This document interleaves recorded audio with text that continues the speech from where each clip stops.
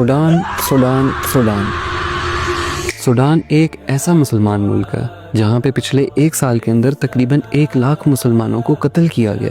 باپ کے سامنے اس کے بچوں کو زندہ جلا دیا گیا، بچوں کے سامنے ان کی ماں کا ریپ کیا گیا، اور ان لوگوں کی غلطی صرف یہ ہے کہ وہ اپنے بچوں کو، اپنے بڑوں کو بھوک سے مرتا ہوا دیکھ نہیں سکتے۔ اور 2023 کے بعد سے غازہ کے اندر بھی یہی حال ہے۔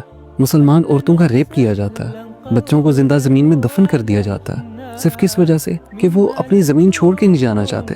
وہ صرف اور صرف کھانا لینے کے لیے نکلتے ہیں، اور معصوم بچوں کو گولیاں مار دی جاتی ہیں۔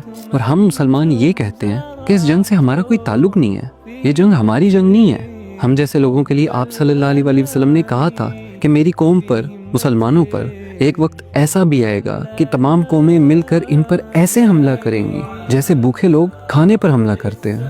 صحابہ نے پوچھا کہ یا رسول اللہ، کیا ہم اس وقت تعداد کے اندر بہت کم ہوں گے؟ تو آپ صلی اللہ علیہ وسلم نے کہا کہ نہیں، تم لوگ تو تعداد کے اندر بہت زیادہ ہوگے، لیکن تمہاری حیثیت بالکل سمندر کی جھاگ جیسی ہوگی، جو دکھنے میں چمکدار ہوتی ہے لیکن اس کا کوئی وزن نہیں ہوتا۔ اور اللہ تعالیٰ تمہارے دشمنوں کے دلوں سے تمہارا خوف مٹا دے گا، کیونکہ تم لوگوں کے دلوں میں اس ٹائم وہن ہوگا۔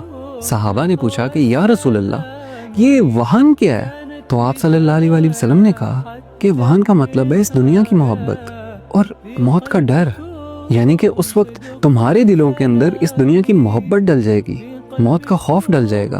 اور کیا یہ دنیا کی محبت نہیں ہے کہ UAE صرف اور صرف سونے کے لیے سوڈان کے اندر اسلحہ فراہم کر رہا ہے، لوگوں کو مرنے دے رہا ہے، اور اس دنیا کے تمام مسلمان حکمران صرف اور صرف موت کے ڈر سے خاموش ہیں۔ آپ صلی اللہ علیہ وسلم کی حدیث ہے کہ اگر کوئی شخص کسی کو ظلم کرتے دیکھے اور اس ظلم کو روکنے کی حیثیت رکھتا ہو اور پھر بھی نہ کرے تو اللہ کے ہاں اس کے لیے بڑا دردناک عذاب ہے۔